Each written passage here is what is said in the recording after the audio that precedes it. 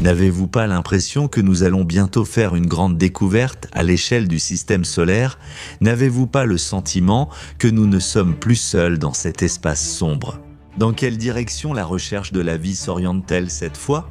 Actuellement, la communauté scientifique se concentre sur Mars, notamment le cratère G0, où le rover Perseverance travaille depuis 4 ans, justifiant inlassablement son nom. Les découvertes récentes de l'appareil nous font douter de notre solitude, et dans le fait que les océans d'eau liquide sous la croûte d'un corps céleste n'existent que sur des lunes et planètes lointaines.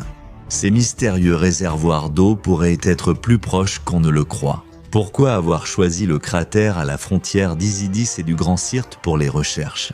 Selon les estimations des géologues et des astrobiologistes, ce bassin abritait autrefois un lac avec un bassin versant d'environ 17 000 km². La profondeur du cratère atteint environ 2700 mètres en son centre et son diamètre est d'environ 49 km. Par conséquent, pour imaginer à quoi ressemblait ce réservoir incroyable, il ne faut pas laisser libre cours à son imagination, mais plutôt la restreindre quelque peu. Une chose est évidente, les scientifiques ne se sont pas trompés sur l'emplacement et Perseverance ne cesse de le prouver. L'appareil dispose de nombreux instruments pour étudier le sol en profondeur et prélever les échantillons nécessaires. La sonde dispose de spectromètres, d'un géoradar, d'analyseurs de la dynamique de l'environnement, d'une caméra offrant une excellente qualité d'image, ainsi que d'un scanner de haute technologie. Quelles missions ont été confiées à la sonde et à l'hélicoptère Ingenuity? La mission vise à évaluer l'habitabilité de Mars, rechercher des biosignatures et tester en vue d'un futur atterrissage humain sur la planète rouge. Que Perseverance a-t-il finalement découvert? Tout d'abord, il a confirmé l'hypothèse selon laquelle le cratère d'Ezera n'est pas simplement un profond cratère d'impact, mais bien un bassin qui était réellement le fond d'un lac. Sur cette carte des lieux connus, on voit les traces des lits de rivières par lesquels l'eau s'écoulait, ainsi que les restes de roches sédimentaires découverts par la sonde à cet endroit.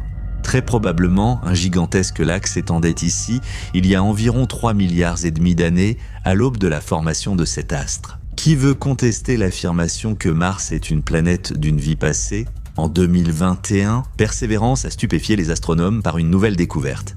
Il a trouvé des molécules organiques au fond du cratère, là où se trouvent ces substances. Bien sûr, les substances contenant du carbone peuvent apparaître de manière non biologique, donc une telle découverte n'est pas une preuve directe de l'existence d'une vie passée, mais cela pousse à certaines réflexions. Savez-vous lesquels? Le rover martien a surtout excellé dans la collecte d'échantillons géologiques qui recouvrent abondamment la surface de la planète rouge. C'est une véritable exposition muséale extraterrestre qui suscite un vif intérêt chez les scientifiques. Quels échantillons de la lithosphère martienne nécessitent plus d'attention? Tout d'abord, il s'agit d'une pierre appelée yogique, que le rover a découverte au printemps de l'année 2021. Même sur la photo, on remarque à quel point ce rocher a une apparence étrange. La structure de la découverte indique clairement des processus d'érosion ayant agi sur la surface de la pierre pendant longtemps. L'échantillon est assez petit, environ 20 cm, mais aucune pierre semblable n'a été trouvée ailleurs dans le cratère visité par le rover. Les roches voisines sont plus lisses et homogènes, alors que le hérisson a clairement subi une action prolongée du vent ou de l'eau. On suppose qu'il appartient à des roches sédimentaires lacustres, qui sont restées depuis l'époque où il existait un immense plan d'eau. Le rover continue d'étudier la structure et la composition chimique de la pierre avec ses instruments standards afin de déterminer s'il y a des traces de biosignatures à ce jour sur Mars. Froide et sèche, un désert inhospitalier, la vie aurait-elle vraiment pu exister un jour sur cette planète? Cependant, les astrobiologistes ne cessent de répéter que, par analogie avec les périodes de changement climatique sur Terre, de telles périodes ont également pu exister sur Mars, et ce pendant très longtemps. Réfléchissez, si une période chaude sur Mars a duré 100 000 ans, pourquoi cette hypothèse ne serait-elle pas valable? Elle a le droit d'exister, non? Une analyse précise du sol et des roches clarifiera cette question. Parmi les roches martiennes, outre le hérisson, les scientifiques ont été marqués par les roches basaltiques nommées Maas, signifiant Mars en navajo. Les astronomes se demandent s'il s'agit d'une preuve d'activité volcanique ou de basalte emporté dans un lac et resté au fond pendant des milliards d'années. L'échantillon de roche a été analysé avec un instrument spécial de la caméra du rover martien. L'analyse a révélé des inclusions argileuses, signe d'un contact direct de la roche avec l'eau. Et c'est une preuve supplémentaire que Persévérance se déplace actuellement sur le fond d'un ancien lac. Devinez à quelle distance du rover. Le bras robotisé a prélevé un échantillon presque aussitôt après l'atterrissage à 3 mètres seulement. Ce sont des roches nommées Priliejny ou Yiga, utilisant encore une fois la langue des Indiens. Afin que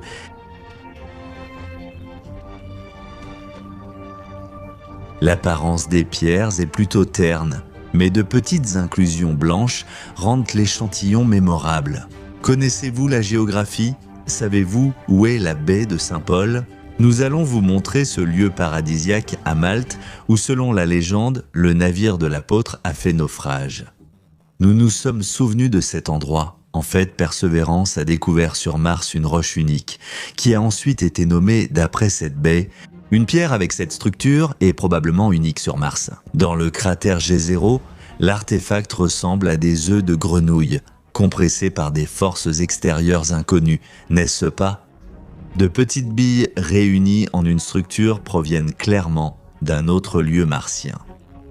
Le déplacement a sans doute été facilité par des courants d'eau, d'où le nom de l'échantillon, la baie de Saint-Paul étant liée à la flottabilité. C'est une découverte récente, car la pierre a été trouvée en mars 2025. La roche a été découverte près d'une colline au nom intrigant de Noisetier de la Sorcière. Une hypothèse suggère que la pierre aurait roulé du sommet jusqu'au fond du cratère. L'hypothèse est aussi confirmée par des observations orbitales qui ont détecté sur la crête une roche sombre similaire à celle trouvée. À quoi ressemble cette pierre extérieurement ? Les astronomes ont comparé les œufs de poisson aux myrtilles de pierre trouvées par Opportunity. La forme sphérique, rappelant de petites baies ou des grains de pop-corn, peut tout à fait indiquer que le galet s'est formé dans un environnement aquatique. En général, la colline Noisetier de la Sorcière est composée de nombreuses couches, illustrant différentes périodes géologiques de Mars. À cet endroit, une grande quantité de roches a été projetée à l'extérieur, peut-être à la suite d'impacts de météorites. Ainsi, cette colline de 135 mètres est idéale pour la recherche scientifique et l'étude de l'histoire lithosphérique de la planète. Le rover analyse attentivement l'échantillon baie de Saint-Paul, mais le manque de contexte complique la tâche. Y a-t-il des roches comparables sur Terre ? Oui, et il s'agit d'un type particulier d'hématite. L'hématite botryoïdale se forme sur notre planète lorsque les eaux souterraines interagissent obligatoirement avec les minéraux. Ces sphérules ont notamment été trouvées dans des bassins sédimentaires en Australie. De plus, ce type d'hématite est abondamment présent dans les grès du Jurassique situés dans l'État de l'Utah. Cependant, revenons aux réalités martiennes. Si la pierre à nodules s'est formée dans l'eau, il est tout à fait possible que des traces de biosignature y soient découvertes avec le temps. En juillet 2024, dans le lit d'une ancienne rivière située à l'intérieur du cratère G0, une pierre à taches de léopard a été découverte. Les scientifiques de la National Aeronautics and Space Administration l'ont ainsi nommée. Qu'a-t-elle d'inhabituel hormis ses couleurs ? Comme il s'est avéré plus tard, elle possède une structure géologique unique qui pourrait témoigner de la présence d'une vie microbienne. Les anneaux sombres à la surface de la pierre contiennent des phosphates de fer, tandis que les taches claires sont composées de soufre. Pourquoi les astrogéologues les voient-ils comme preuve d'anciens microbes martiens ? Sur Terre, des structures similaires sont clairement liées à une activité microbienne. On trouve également du sulfate de calcium dans la texture de la pierre, ce qui indique qu'autrefois de l'eau coulait activement à la surface du rocher. De plus, l'artefact a réservé une surprise aux géologues. On y a découvert ce que l'on appelle les briques fondamentales de la vie, des molécules organiques contenant du carbone. Cependant, la présence de la capellécalévine, roche liée au processus volcanique à haute température, tempère l'enthousiasme des scientifiques. En effet, dans ce cas, l'origine biologique des taches léopard est exclue. En somme, il reste encore beaucoup de travail dans ce domaine. Les spécialistes de la National Aeronautics and Space Administration, après 2 études indépendantes, ont rapidement déclaré que la pierre à taches léopard prouve directement une vie ancienne sur Mars. Conclure à partir des échantillons trouvés. La planète rouge a une géologie complexe et une histoire riche, aux mystères que les astronomes doivent encore élucider. Le cratère G0 pourrait être le premier site à révéler des preuves de l'habitabilité passée de Mars. C'est vrai, car le cratère a réuni de nombreux types de roches dont les origines s'expliquent non par des théories opposées. À moins, bien sûr, d'introduire dans cette équation la présence de microbes, auquel cas le puzzle s'assemble parfaitement. Avez-vous déjà entendu parler d'un océan situé sous la croûte martienne ? Personne n'en avait entendu parler auparavant, mais grâce au module InSight, cette information est récemment apparue. Ce module d'atterrissage a fonctionné à la surface de Mars de 2018 à 2022, mais il est tombé en panne lors de l'une des tempêtes de poussière martienne. Il a toutefois pu transmettre des informations précieuses. En étudiant les séismes martiens par méthode ondulatoire, l'appareil a également découvert qu'il existe sous la surface de la planète rouge une zone à travers laquelle les ondes passent avec des caractéristiques similaires à celles des océans terrestres. Cette couche se situe à une profondeur de 10 à 20 km, ce qui indique que Mars cache probablement d'énormes réserves d'eau. C'est un potentiel immense pour l'étude future de la géologie de notre plus proche voisine. Ces nouvelles invitent à réfléchir. Même à près de 11 km de profondeur dans la fosse des Mariannes, la vie abonde. On peut s'en assurer en demandant à James Cameron car il a passé plus de 3 heures au fond du gouffre photographiant activement ses habitants. En d'autres termes, si l'océan sous la croûte martienne existait, la vie aurait aussi pu y apparaître. Laissons cette question dans la catégorie des questions rhétoriques pour l'instant. Si vous avez un avis différent, n'hésitez pas à le partager. Cela nous intéresse. Que pensez-vous du processus de réincarnation ? Croyez-vous à la renaissance après la mort réelle ? Et non, vous ne vous êtes pas trompé de chaîne. Hubble n'a pas adhéré au krishnaïsme et continue de traiter de l'espace. Ici, la question porte sur la réincarnation ou la renaissance au sens large, liée aux hypothèses sur l'origine de l'univers. Et si le Big Bang n'était pas un phénomène exclusif, mais un événement tout à fait ordinaire qui se répète de façon cyclique ? Depuis l'enfance, chaque personne se demande d'où tout est apparu. Mais en grandissant, nous n'obtenons jamais de réponse satisfaisante à cette question. Cependant, il existe de nombreuses théories, et certaines sont stupéfiantes. Alors, d'où vient l'univers et en quoi se transformera-t-il après sa mort ? La cosmologie moderne repose sur le modèle traditionnel du Big Bang. En résumé, le modèle cosmologique affirme que l'expansion de notre univers a commencé après la détonation d'un point de singularité. Les scientifiques s'interrogent beaucoup à ce sujet. Et il est aussi très difficile pour une personne ordinaire d'imaginer une densité et une température infinies. Ce sont les propriétés du point de singularité. L'homme a l'habitude de raisonner en chiffres, mais dans ce cas, une telle approche est impossible. La théorie du Big Bang suivie de l'expansion de l'univers a-t-elle des alternatives ? À l'heure actuelle, il existe plusieurs modèles cosmologiques expliquant ce qui s'est passé, ce qui se passe et ce qui se passera avec notre macro-univers. L'un des modèles dominants est le modèle cyclique conforme ou le grand rebond. C'est précisément pour cette raison qu'au début de la vidéo, il a été mentionné que le Big Bang pourrait être un événement ordinaire, se répétant à plusieurs reprises. L'essence de la théorie, également appelée modèle oscillant, est que l'expansion de l'univers ne sera pas infinie. Un jour, elle atteindra sa limite ultime, à partir de laquelle commencera le compte à rebours inverse. Avant l'explosion, l'univers se contractera progressivement par la fusion de galaxies entières, d'étoiles individuelles et de trous noirs, ce qui finira par ramener à nouveau à un point de singularité et à un nouveau Big Bang. Autrement dit, selon cette théorie, notre univers est apparu à la suite de la désintégration de l'univers précédent et ce processus est long, cyclique, peut-être même infini.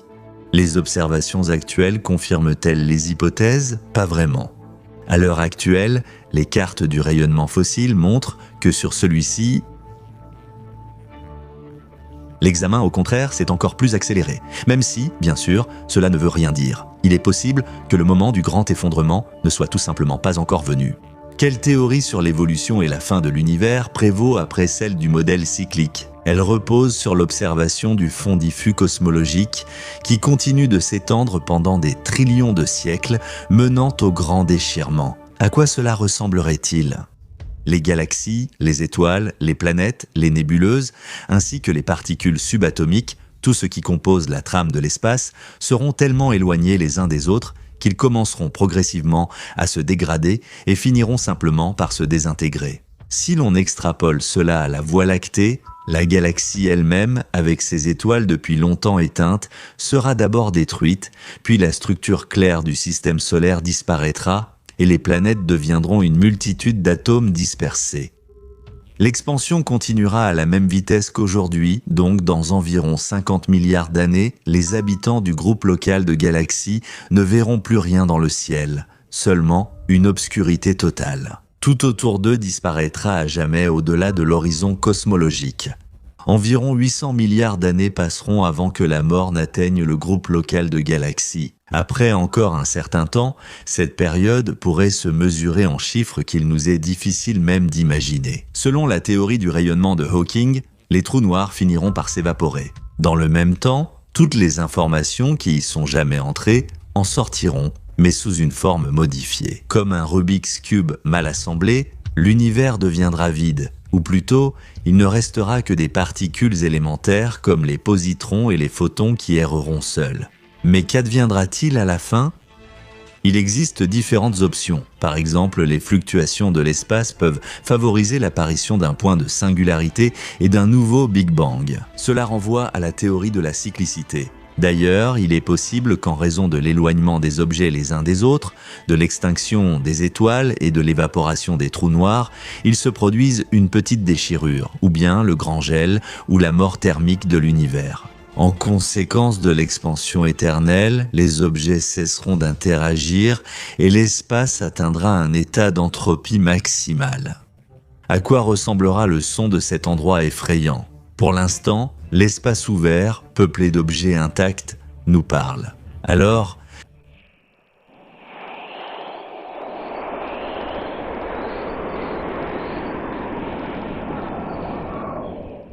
en un mot, peu importe à quel point les scientifiques imaginent, aucune de ces théories n'a été confirmée expérimentalement, mais mathématiquement, elles ne sont pas non plus réfutées. Peut-on prédire d'autres scénarios d'évolution ?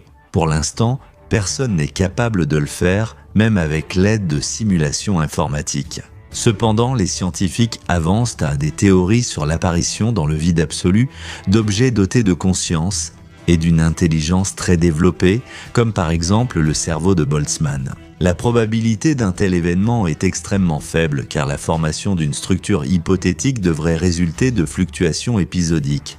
Mais dans le cas d'une cascade de multivers, la probabilité augmente et l'apparition d'un cerveau humain comme produit de l'évolution et celle d'un cerveau de Boltzmann deviennent équivalentes. D'ailleurs, un cerveau de Boltzmann ne pourrait-il pas devenir le point de départ de la naissance d'un nouvel univers ? Revenons aux théories courantes sur l'apparition de notre monde.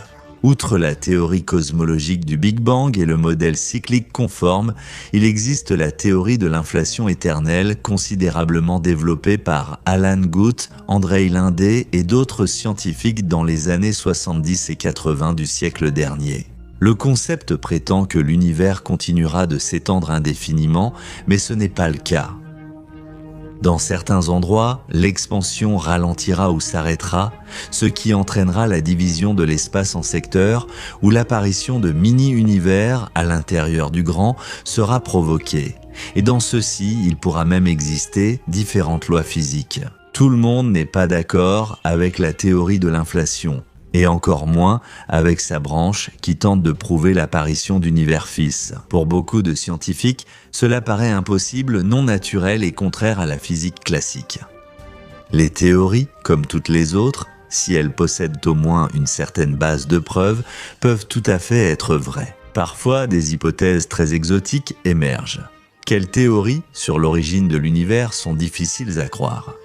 Pour finir, voici le top 3 des théories les plus inhabituelles sur l'apparition de l'univers. La troisième place revient au modèle cosmologique qui affirme que notre monde est apparu sur les décombres d'une étoile mourante.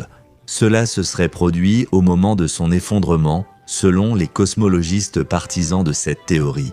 Le concept, complexe à saisir, affirme que notre univers tridimensionnel est inclus dans un univers à 4 dimensions.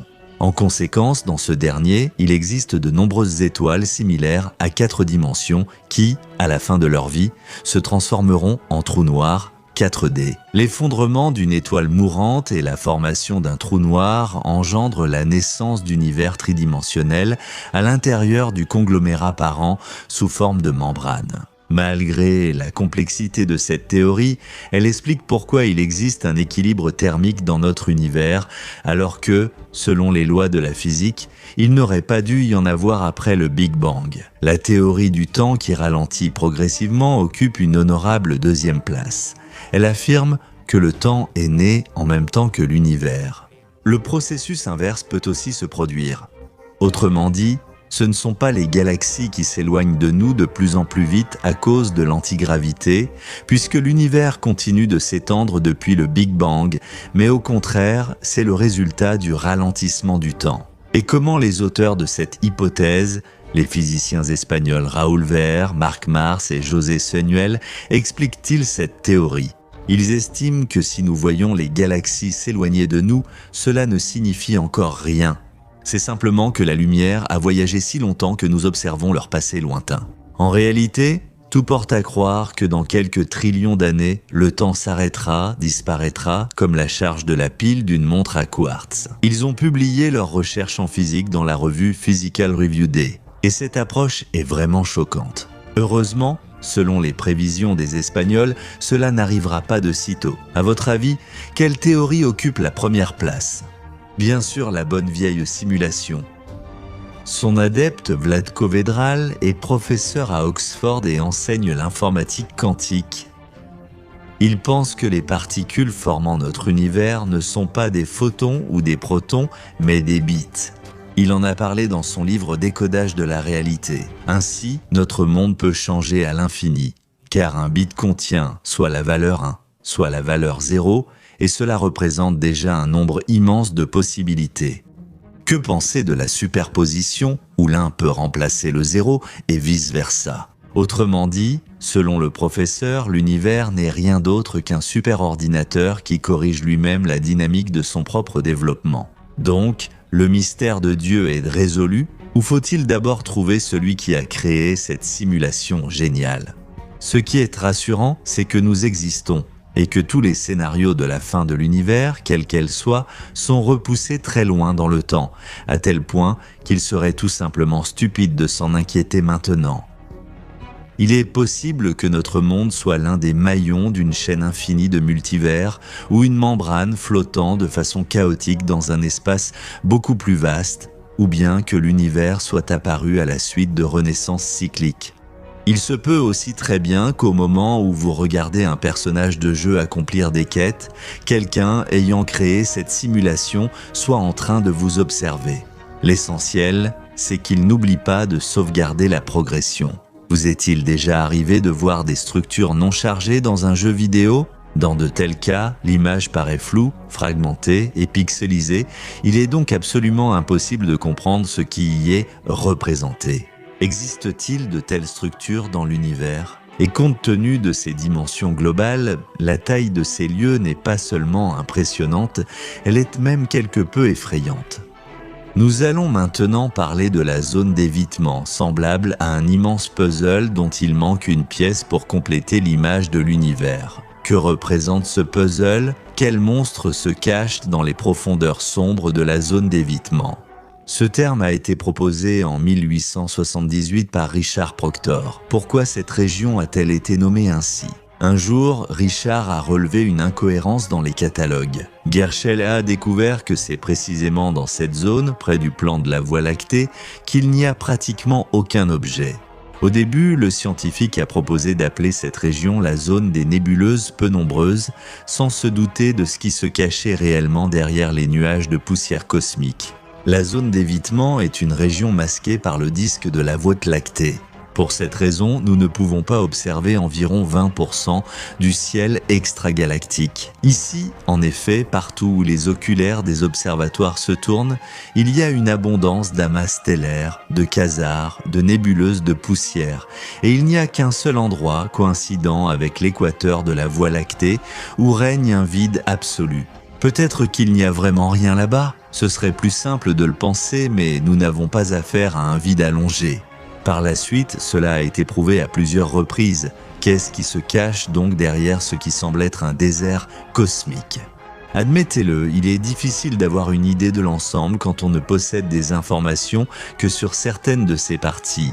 Dans ces conditions, il est facile de se tromper. Depuis la carte cosmologique de Ptolémée et les tentatives antérieures, l'humanité a déployé de nombreux efforts pour cartographier le macrocosme dans lequel se trouve la planète Terre. Comme vous le savez, Claude Ptolémée était mathématicien, géographe et astronome grec. Au IIe siècle de notre ère, il n'a pas vraiment réussi dans ce domaine, car il a élaboré un modèle géocentrique erroné, où la Terre est le centre immobile autour duquel tournent les autres corps célestes. Aujourd'hui, cette carte n'est absolument plus d'actualité, mais il est possible que dans quelques siècles, nos propres tentatives de cartographier l'univers fassent sourire avec condescendance. Pourtant, nous continuons à remplir les vides de l'encre cosmique. Donc la zone d'évitement. Avons-nous réussi à voir ce qui se trouve derrière ce voile impénétrable et quels sons peut-on y entendre ? Peut-être des sons comme ceux-ci.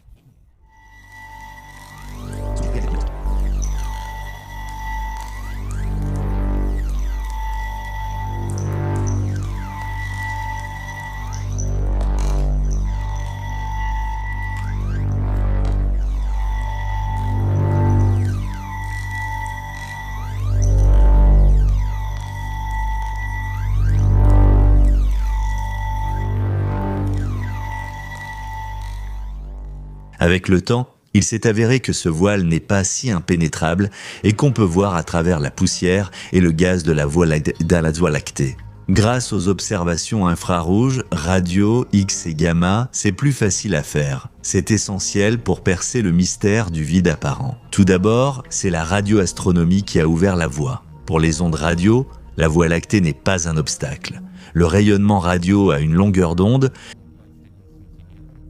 de l'hydrogène neutre traverse complètement le voile de poussière. Dès que cela a été découvert, pratiquement immédiatement, grâce à cette méthode, 2 galaxies ont été découvertes ici. L'une d'elles, appelée Dvingelui, se trouve à 10 millions d'années-lumière de la Terre dans la constellation de Cassiopée et appartient au type spirale. Sa compagne, Dvingelui 2, a également été découverte.